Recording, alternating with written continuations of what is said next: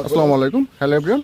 কাছে এবং দূরে দেশ এবং প্রবাসে যারা যারা এই ভিডিওটা দেখবেন দেখছেন সবাইকে জানাই সাদা সম্ভাষণ শুভকামনা। দেখেন ফিরে আসলাম সেই পুরনো ঐতিহ্যে, একজন দক্ষ কুমারের কাছে, আমার প্রিয় একটা ভাই। ভাই আপনার নাম কি?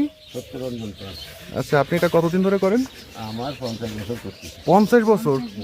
উনি 50 বছর ধরে এই কাজটা করছেন। দেখেন এখনও সেই মানে ঐতিহ্যটা ধরে রাখছেন, দারুণ। আর ওনার তৈরি অনেক কিছু দেখেন, শোপিস, এগুলো মাটির ব্যাংক, তারপর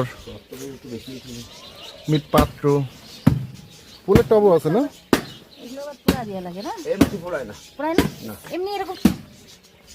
কি কি তৈরি করেন?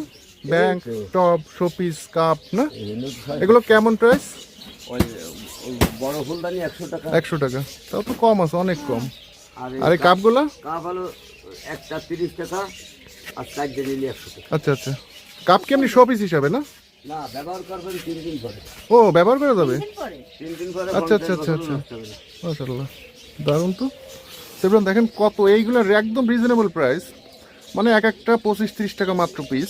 এটা যখনই ভালো একটা শোরুমে শো করেন, এক পিসের দাম মিট তো মাটির তৈরি, তখন হ্যাঁ অনেক অনেক দাম হয়।